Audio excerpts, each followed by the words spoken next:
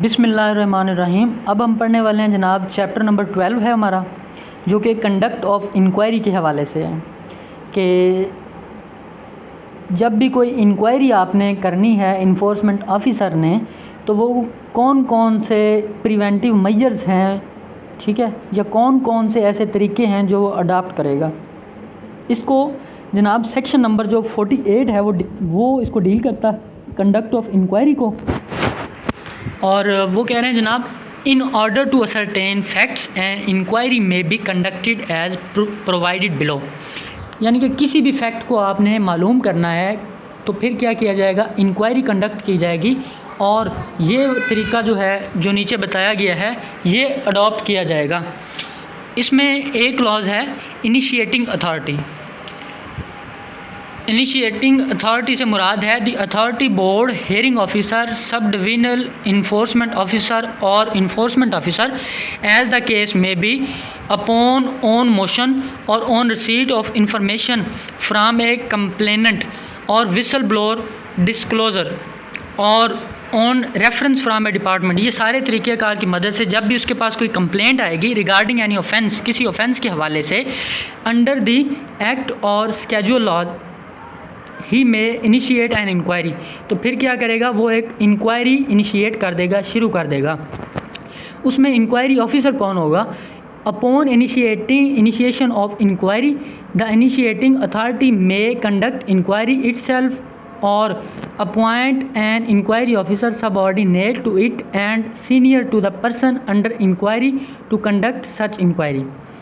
या तो वो क्या करेगा, जो इंक्वायरी है वो खुद कंडक्ट करेगा इंक्वायरी ऑफिसर, या अपने किसी भी मातहत ऑफिसर जो होगा उसको कह देगा कि जनाब आप इंक्वायरी को कंडक्ट करें। Procedure to conduct inquiry, the inquiry officer may inspect the site, peruse the record, get the statement recorded. जो इंक्वायरी ऑफिसर होगा वो क्या करेगा, उस जगह को, जाए वकूआ को इंस्पेक्ट करेगा, रिकॉर्ड को पेरूज़ करेगा, ठीक है, गेट दी स्टेटमेंट, और उन सब जो बंदे होंगे जो वहाँ के मौजूद होंगे, जो कंप्लेनेंट होगा या जो विटनेसेस होंगे, उनके जो बयानात होंगे उनको रिकॉर्ड करेगा और फैक्ट्स को मालूम करेगा, असरटेन करेगा, अक्रंस एंड ओमिशन, ठीक है जनाब, अक्रंस को देखेगा, ओमिशंस को देखेगा एंड सिनेरियो को देखेगा as may be prescribed. And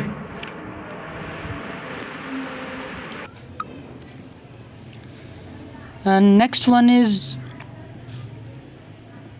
the inquiry officer shall for the purpose of the inquiry have all the powers of civil court। अब यहाँ पे इंक्वायरी ऑफिसर की पावर की बात की जा रही है कि इंक्वायरी ऑफिसर के पास तमाम वो पावर्स होंगी जब वो इंक्वायरी कंडक्ट कर रहा होगा, तब ऐसे ही जैसे कि वो सिविल कोर्ट है under the CPC 1908 in relation to summoning and enforcing the attendance of any person. किसी भी बंदे को वो कॉल भी कर सकता है, किसी भी बंदे को वो समन भी कर सकता है। एग्जामिनिंग हिम ऑन ओथ, और उस बंदे को वो एग्जामिन कर सकता है और उसका हल्फ भी ले सकता है। Compelling the production of documents, receiving evidence on affidavit. किसी भी बंदे को वो कह सकता है कि जनाब आप कोई डॉक्यूमेंट लेके आएँ, कोई भी दस्तावेज़ी शहादत लेके आएँ, या कोई भी एविडेंस ऑन हल्फ लेके आएँ, एफिडेविट लेके आएँ, ठीक है। And issue commission for the examination of witness, और कोई भी कमीशन वो इशू कर सकता है किसी भी गवाह को एग्ज़ामिन करने के लिए, किसी भी गवाह को कि आया कि वो सही गवाही दे रहा है या नहीं। उसके बाद है fate of inquiry findings if the allegation are not proved in inquiry. यहाँ पे दो ही सूरत हाल हैं। एक में जनाब अगर इंक्वायरी आपकी नहीं प्रूव होती, दूसरे में प्रूव हो जाती है, तब क्या सूरत हाल होगी? If the inquiry is not proved the initiating authority shall file the inquiry. ठीक हो गया, तो वो इनिशिएटिंग अथॉरिटी जो होगी वो इंक्वायरी को फाइल कर देगी। If the allegations are proved the initiating authority shall refer the matter to SDO with a recommendation for further proceeding to impose the proposed penalty as provided under the act and schedule laws। और अगर जो allegation हैं वो prove हो जाते हैं, तब दी initiating authority कोई भी होगी वो क्या करेगी, उस मैटर को रिकॉर्ड करेगी और वो SDO को उसकी रिकमेंडेशन और तमाम जो फ़ाइन वगैरह है वो लिख के भेज देगी कि जनाब आप एज़ पर लॉ इसमें फ़र्दर प्रोसीड करें। And the initiating authority if not satisfied with the inquiry finding. और अब जो है इनिशिएटिंग अथॉरिटी जो है वो सेटिस्फाइड नहीं हो रही उसकी फाइंडिंग से जो इंक्वायरी ऑफिसर ने दी हैं, may order a de inquiry through any other inquiry officer. तो जो इनिशिएटिंग अथॉरिटी है वो किसी नए इंक्वायरी ऑफिसर को उस इंक्वायरी पे कह सकती है कि आप नए सिरे से इंक्वायरी करके लाएं। ठीक हो गया। नेक्स्ट वन है time for inquiry proceeding. The initiating authority shall fix a time period within which the inquiry has to be completed. अब जो इनिशिएटिंग अथॉरिटी होगी वही उसके लिए टाइम भी फिक्स करेगी कि आपने इस टाइम के अंदर अंदर इंक्वायरी क्या करके कंप्लीट करके लानी है। नेक्स्ट है chapter number 13 jurisdiction and procedures, यानी कि इख्तियार समात और तरीक़ेकार क्या होगा। 49 है cognizable offences. Notwithstanding anything contained in the code, all offences punishable under the act shall be cognizable and non-bailable। तो वो कह रहे हैं कि जनाब तमाम के तमाम जो ऑफेंसेस जो कि पनिशेबल हैं इस एक्ट में वो एक तो कॉग्निजेबल होंगे यानी कि काबिल दस्त अंदाज़ी होंगे, और दूसरे नंबर पे उनमें ज़मानत नहीं होगी। ज़मानत आप as a matter of right claim नहीं करेंगे, नॉन बेलेबल होंगे। ठीक हो गया। एंड नंबर 2 है the sub divisional enforcement officer में। अब जो SDO है वो क्या क्या कर सकता है कॉग्निजेंस लेते हुए, उसमें नंबर 1 है कंडक्ट एन इंक्वायरी। वो कोई इंक्वायरी आप खुद भी कर सकता है या किसी इंक्वायरी ऑफिसर को कह सकता है। Number 2 convert the findings of an inquiry, किसी इंक्वायरी की फाइंडिंग्स को कन्वर्ट कर सकता है। Held under act into an FIR on the recommendation of initiating authority, और वो FIR भी लॉन्च करवा सकता है उसकी रिकमेंडेशन पे। And third one is registered an FIR on the complaint, किसी भी कंप्लेंट पे वो FIR कर सकता है, पर्चा भी दे सकता है। ठीक हो गया। या उसको इन्फोर्समेंट ऑफिसर को रिपोर्ट कर सकता है। And D is registered an FIR directly, वो खुद भी FIR रजिस्टर कर सकता है if the circumstances are so glaring and commission of offence is evident. और अगर जो है जो जाए वकूआ है वो बता रही है कि जनाब यहाँ पे ऑफेंस हुआ है या किसी मज़ीद जो है शहादत की ज़रूरत नहीं है, तो वो क्या कर सकता है डायरेक्टली FIR रजिस्टर कर सकता है। And next one is the enforcement officer and the hearing officer shall be empowered to impose fines and take other action under act और scheduled as may be prescribe. अब जो है इसमें enforcement officer और hearing officer जो होंगे उनके पास मुकम्मल इख्तियार है कि वो फ़ाइन भी इम्पोज कर सकते हैं और तमाम दूसरे जो एक्शंस हैं वो भी ले सकते हैं जो इस एक्ट में या स्केड्यूल लॉज में बताए गए हैं। Next one is an in offence under the act shall be triable by magistrate appointed under section 14A of the code. अब जो इसमें ऑफेंस होंगे वो ट्राई किए जाएंगे, वो मजिस्ट्रेट ट्राई करेगा जिसको अपॉइंट किया गया है CRPC के सेक्शन 14A के तहत। एंड अब सेक्शन नंबर 50 हमने पढ़ना है कि बार ऑफ जुरिस्डिक्शन के कब कब जो है जो इख्तियार समात होगा उस पे बार या उस पे कदगन लग जाएगी। No court other than the court shall have jurisdiction to. ठीक हो गया। यानी कि कोई भी कोर्ट मां सिवाय court shall have jurisdiction to question the validity of any action taken और इंटेंडेड टू बी टेकन और ऑर्डर मेड और एनीथिंग डन और purported to have been done under the act. यानी कि वो कह रहे हैं कि कोई भी इस एक्ट के तहत कोई एक्ट किया गया है, ठीक हो गया, या कोई भी ऑर्डर जो है वो किया गया है, या कोई भी एक्ट करने की आपकी इंटेंशन है, ठीक हो गया, तो उसमें आपसे उसकी वैलिडिटी के हवाले से कोर्ट के अलावा कोई भी क्वेश्चन नहीं कर सकता। ठीक हो गया। सेकंड वन है इंटरटेन एनी एप्लीकेशन और इनिशिएट प्रोसीडिंग। ना ही कोर्ट के कोर्ट के अलावा क्वेश्चन आपकी जो है इंटरटेन एनी एप्लीकेशन और इनिशिएट प्रोसीडिंग और ग्रांट एनी इंजक्शन, या कोई भी काम करने से किसी को रोकना है, कोई इनिशिएट करनी है प्रोसीडिंग्स, या किसी भी एप्लीकेशन को इंटरटेन करना है और स्टे और otherwise make any interim order, या कोई भी दरमियानी ऑर्डर आपने करना है इन respect of any order made और action taken under the act and no such order shall be called in question other than the way of appeal under the act। ठीक हो गया, सिंपल सा। इसमें आप अपील में उसको जाके कॉल्ड इन क्वेश्चन कर सकते हैं, अदरवाइज़ आप नहीं कर सकते। 51 है रिप्रेजेंटेशन के हवाले से, एनी ऑफेंडर और a complainant aggrieved by action order और any penalty imposed by an enforcement officer may submit a representation before the hearing officer in such manner as may be prescribed। यानी कि अब कोई भी ऑफेंडर है जिसने कोई ऑफेंस कमिट किया है, या कोई भी कंप्लेनेंट है, या कोई भी एग्रीव्ड पर्सन है, ठीक हो गया, ऑर्डर और any penalty imposed by enforcement officer. अब इन्फोर्समेंट ऑफिसर ने कोई भी ऑर्डर कर दिया या कोई भी पेनल्टी इम्पोज कर दी है, तो जो दूसरा बंदा होगा जिस पे वो पेनल्टी लगी है उसको एक प्रॉपर मौका दिया जाएगा कि वो अपने आप को इन्फोर्समेंट ऑफिसर या हेयरिंग ऑफिसर के सामने जो भी रूल में तरीक़ेकार बता दिया गया है उसके मुताबिक अपने आप को रिप्रेजेंट करे। एंड 52 अपील्स है, एनी ऑफेंडर वो is aggrieved by the decision of the hearing officer.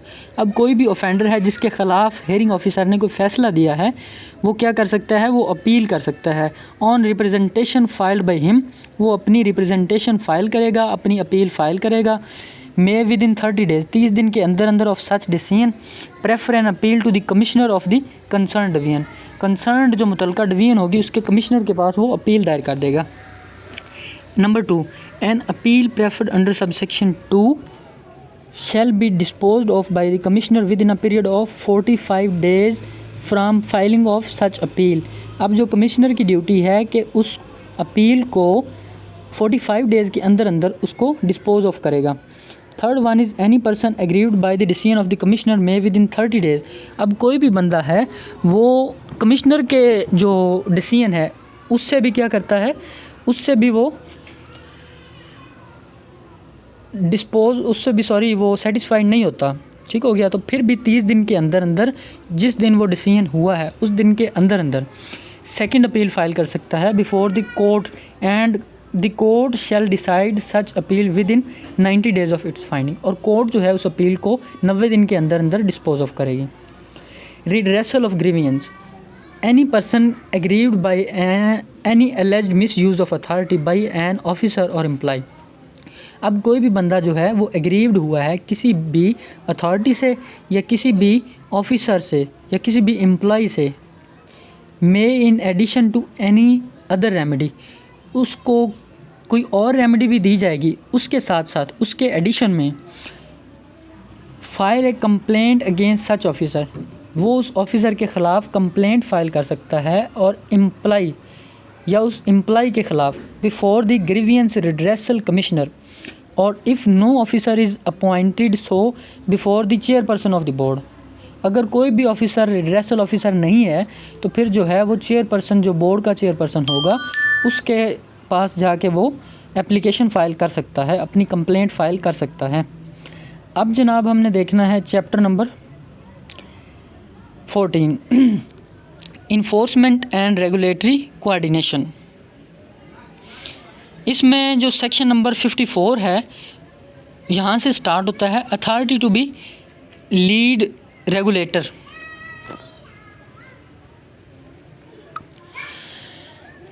Notwithstanding anything contained in any other law where the exists a regulatory body or agency under schedule laws, the authority shall be deemed to be the lead regulator। अब जो है वो कह रहे हैं कि या तो किसी स्पेशल लॉ में लिख दिया गया है, अगर नहीं लिखा गया तो जनाब जो भी अथॉरिटी होगी वो क्या कहलाएगी, वो लीड रेगुलेटर कहलाएगी।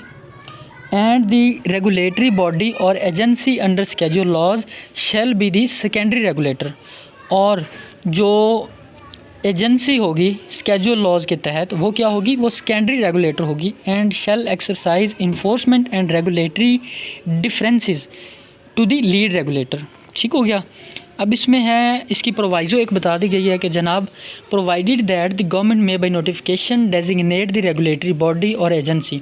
अब ये गवर्नमेंट के पास अख्तियार है कि वो ये लीड रेगुलेटर का अख्तियार जो है वो रेगुलेटरी बॉडी को दे रहे हैं या वो एजेंसी को दे रहे हैं under the schedule laws instead of authority if the necessitated due to expediency and public interest. अगर पब्लिक इंटरेस्ट में या इंसाफ की जल्द अज फरहमी में ये ज़रूरी है तो उसको जो दूसरी एजेंसी है उसको भी ये लीड रेगुलेटरी अथॉरिटी दी जा सकती है। इसकी एक्सेप्शन जो है वो एक और भी है, provided further that in respect of regulatory powers and functions that vest in the local governments the authority shall not be deemed to be the lead regulator. इसमें ये कह रहे हैं कि provided further that in respect of regulatory powers के हवाले से the function and function that vest in the local government, जो लोकल गवर्नमेंट को फंक्शन दे दिए गए हैं, the authority shall not be deem to be the lead regulator. अब जो अथॉरिटी है वो लीड रेगुलेटर नहीं कहलाएगी unless the concern local government assigns its power, जब तक वो लोकल गवर्नमेंट है जिसको इख्तियारात दिए गए हैं वो उसको तफवीज़ नहीं कर देती। To such extent and on such term and condition as may be mutually agreed, जैसे ही उन दोनों के दरमियान जो शराइत ज़वाबत तय होंगी उनके मुताबिक वो पावर को एक्सरसाइज करेंगे। इसके बाद नंबर 2 है, without prejudice to subsection 1 the authority and regulatory body और agency under schedule laws may enter into a memorandum of understanding MOU और other arrangement for establishing distribution of powers और functions between themselves for better and more effective enforcement. अब इसमें ये कह रहे हैं कि जनाब जो अथॉरिटी है, रेगुलेटरी बॉडी है या जो एजेंसी है वो क्या कर सकते हैं, वो अपनी पावर्स एक दूसरे के साथ शेयर कर सकते हैं MOU के तहत, ताकि एक बेहतर तरीके से मोर इफ़ेक्टिव इन्फोर्समेंट हो सके। अब 55 है ये है directive of government, directives by government. The government may as and when it consider necessary issue policy directives to authority not inconsistent with the act. अब ये जो डायरेक्टिव्स अपॉइंट होने हैं ना, ये होने हैं जब गवर्नमेंट चाहेगी तब वो अपने directives to the authority appoint कर सकती है, जो कि एक्ट में जो बताया गया उसके ख़िलाफ़ नहीं होंगे, एक्ट की इनकंसिस्टेंस नहीं होंगे, या फिर कोई भी जो लॉ है टाइम बीइंग इन फोर्स उसके ख़िलाफ़ भी नहीं होंगे। And the authority shell comply with such directives, और जो अथॉरिटी है वो कंप्लाई करेगी उन डायरेक्टिव के साथ। 56 है exchange of information. Every department, अब चूँकि पाकिस्तान जो है वो सेपरेशन ऑफ पावर्स के तहत चल रहा है कि हर डिपार्टमेंट एक दूसरे के आज़ाद है, हर डिपार्टमेंट जो है वो सेपरेट है, लेकिन जब तक एक डिपार्टमेंट दूसरे डिपार्टमेंट के साथ इंफॉर्मेशन शेयर नहीं करेगा तब तक ये चलना नामुमकिन है। इसीलिए ये एक सेक्शन ऐड किया गया है एक्सचेंज ऑफ इंफॉर्मेशन का, कि जनाब every department shall promptly share with the authority all information. हर जो डिपार्टमेंट होगा वो अथॉरिटी के साथ तमाम इंफॉर्मेशन और तमाम डॉक्यूमेंट्स जो कि अथॉरिटी रिक्वेस्ट करेगी, अथॉरिटी मांगेगी, उसके सामने प्रोवाइड करेगा, उसको पेश करेगा। For effective exercise of its powers and performance of it's functions under the act. ठीक हो गया, यही चीज़ें बताई गई हैं। इसके बाद है in order to maintain and integrated information system related to violations, the obligation to exchange information subsection 1 shall be reciprocated by the authority। अब जो है अथॉरिटी ने तो इन्फॉर्मेशन ले ली है, अब जो दूसरा डिपार्टमेंट है, कोई और डिपार्टमेंट है, उसकी भी इंटीग्रेशन जो है उसको भी बरकरार रखा जाएगा, जब तक उसको भी जब इन्फॉर्मेशन चाहिए होगी ये जो अथॉरिटी होगी उसको भी इन्फॉर्मेशन प्रोवाइड करेगी। एंड नेक्स्ट वन है द अथॉरिटी में enter into any arrangement with any other body. जो अथॉरिटी है वो किसी दूसरे डिपार्टमेंट के साथ भी, किसी दूसरी बॉडी के साथ भी, किसी दूसरी एजेंसी के साथ भी एक्सचेंज कर सकती है इन्फॉर्मेशन को एंड असिस्टेंस को और किसी भी मदद को in performance of its powers and functions under the act. Next है चैप्टर नंबर 15 है assistance to the authority and whistle blower disclosure. Sorry, section number 57 है assistance to authority.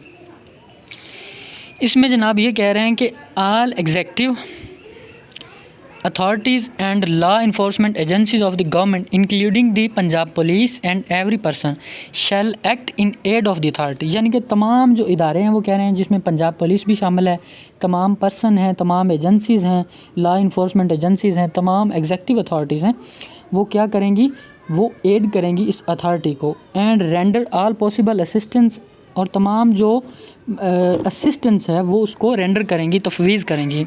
As may be required by the authority, जब जब authority उनको require करेगी।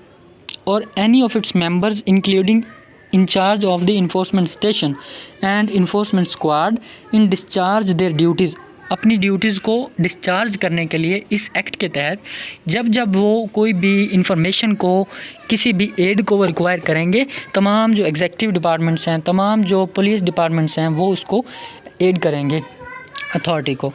And 58 है whistle blower disclosure, any person making any whistle blower disclosure shell make a personal declaration. कोई भी बंदा जो है जो कि विसल ब्लोअर डिस्क्लोजर के पर्सनल डिक्लेरेशन करेगा, stating that he reasonably believes that, वो ये भी बयान करेगा कि जनाब उसको ये एक कवी इम्कान है, कवी यकीन है, that the information disclosed by him, जो वो इंफॉर्मेशन बता रहा है, and the allegation content therein, और जो वो इल्ज़ामात लगा रहा है, आर ट्रू, वो दुरुस्त हैं, to the best of his knowledge and belief, and are not disclosed for any personal reason, और वो किसी अपनी ज़ाती वजह की बुनियाद पे ये नहीं बता रहा। ठीक है। नेक्स्ट है every whistle blower disclosure shall be made in writing and electronic form, writing में लिख के भी देगा कोई भी जो विसल ब्लोअर है, और इलेक्ट्रॉनिकली भी देगा टू द अथॉरिटी को, और हियरिंग ऑफिसर और SDO और enforcement officer in such manner and accompanied by such supporting documents और other material as may be prescribe. जैसे जैसे वो तमाम अथॉरिटीज़ जो हैं रिक्वायर्ड करेंगी, जो विसल ब्लोअर होगा वो उनको तमाम जो अपनी जो राइटिंग्स हैं वो देगा। नेक्स्ट है जी, no action may be taken on a whistle blower disclosure. अब जो एक विसल ब्लोअर है या जो ऐलान करने वाला है, उसने कोई डिस्क्लोजर किया है तो उसके ख़िलाफ़ आप कोई भी एक्शन नहीं ले सकते। उसको तो जो एक स्क्रिप्ट दे दिया गया है कि आपने ये ऐलान करना है, उस बेचारे ने कर दिया है। If the disclosure does not indicate the identity of the whistle blower, अगर जो है विसल ब्लोअर की आइडेंटिटी, जो शनाख्त है, वो जो है डिस्क्लोज़ नहीं हुई, और if the identity of the whistle blower is found to be incorrect, या उसकी जो शनाख्त है वो गलत साबित हुई है या तस्दीक करने पे वो गलत हुआ है, तब उसके ख़िलाफ़ कोई भी एक्शन नहीं लिया जा सकता।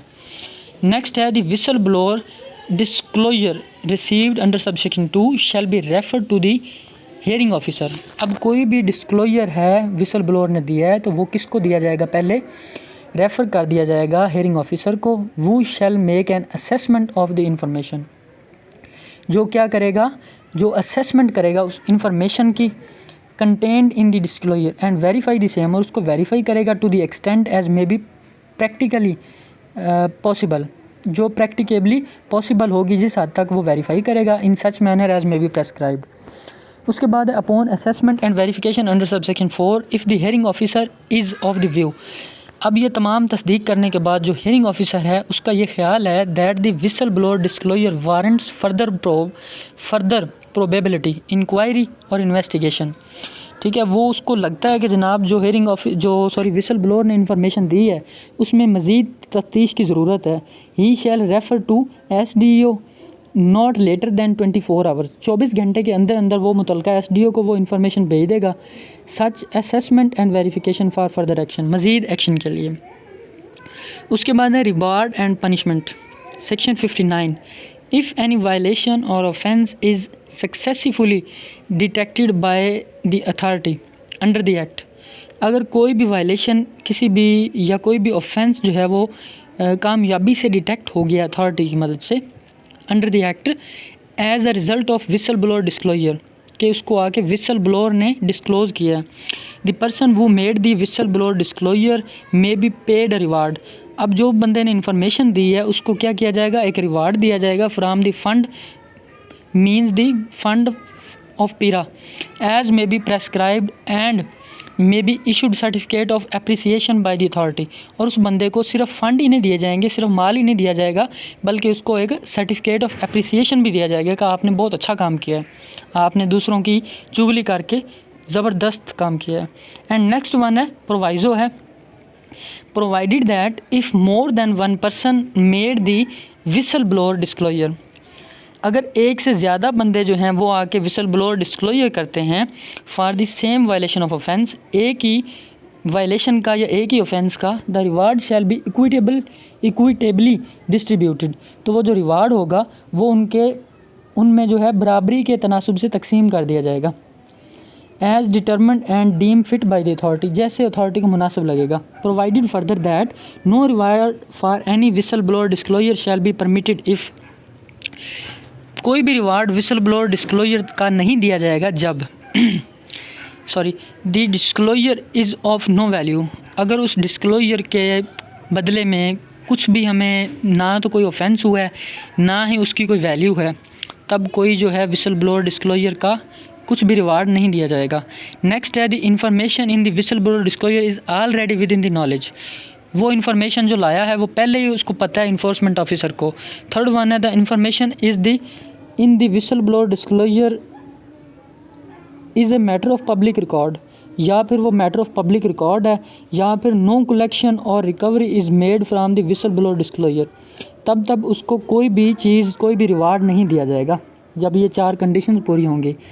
नेक्स्ट वन है जी a person who is found to have made a false frivolous और वेक्सेशियस विसल ब्लोअर डिस्क्लोजर, अब कोई भी बंदा जो कोई झूठा, ठीक है, या फ्रिवुलस और वेक्सेशियस विसल ब्लोअर डिस्क्लोजर करता है आके, तो फिर क्या होगा, subject to being provided an opportunity of being heard, उसे बुलाया जाएगा और उसे कहा जाएगा कि आपने ये क्यों किया है, उसे सुना जाएगा।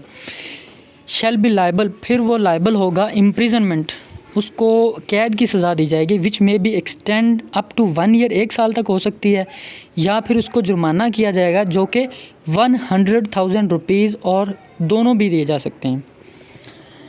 एंड नेक्स्ट वन है 60 protection of person making whistle blower disclosure, the identity of person making, अब कोई भी बंदा है, जैसे कि मुख्तलिफ FIRs में स्पेशली नारकोटिक्स की FIRs में लिखा जाता है कि जनाब हमें हमारे मुखबर ने इतला दी, तो यहाँ पे जो विसल ब्लोअर है जो वो मुखबर की ही बात की जा रही है, और वहाँ पे लिखा जाता है स्पेशली कि जनाब मुखबर का नाम सिगार आग में रखा जाएगा। तो यही बात इसमें की जा रही है कि प्रोटेक्शन दी जाएगी उस बंदे को। The identity of person making the whistle blower disclosure not being false frivolous और vexatious disclosure shall not be disclosed, उसको नहीं बताया जाएगा even after conclusion of the proceedings, हत्ता के प्रोसीडिंग्स जो हैं वो क्लोज भी हो गई हैं, except with the written consent of such person, माँ सिवाय वो बंदा खुद आके रिटन कंसेंट दे दे कि जनाब आप बता दें मैं हीरो हूँ, कुछ नहीं होता। एंड एनी अनऑथोराइज्ड डिस्क्लोजर, या कोई भी unauthorised disclosure of identity of such person shall attract a fine और ए पेनल्टी एज में बी प्रेस्क्राइब, अगर बग़ैर इजाज़त के या उसकी कंसेंट के बगैर अगर उस बंदे का डेटा लीक किया जाएगा या उसकी आइडेंटिटी डिस्क्लोज़ की जाएगी तो उसका फ़ाइन भी होगा उस ऑफिसर को और उसको पेनल्टी भी डाली जाएगी। And next one is on the direction of the authority board of his own motion the hearing officer may in consultation with the person making the whistle blower disclosure take any measure for the protection of such person and for such duration and in such manner as may be prescribed.